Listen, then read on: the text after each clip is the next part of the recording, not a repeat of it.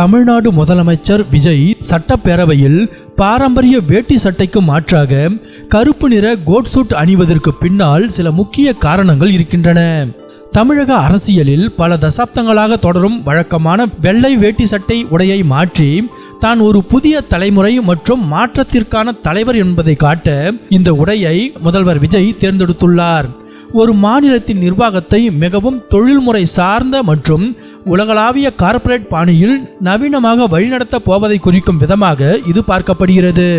கருப்பு நிறம் மேடையிலும் கேமராக்களிலும் மிகவும் சக்தி வாய்ந்த மற்றும் கம்பீரமான ஒரு தோற்றத்தை அவருக்கு தருகிறது. இந்திய அரசியலில் முற்போக்கு சிந்தனை மற்றும் சமத்துவத்தின் அடையாளமாக விளங்கும் டாக்டர் B.R. அம்பேத்கர் அவர்களின் கோட்சூட் பாணியை இது நினைவுபடுத்துகிறது.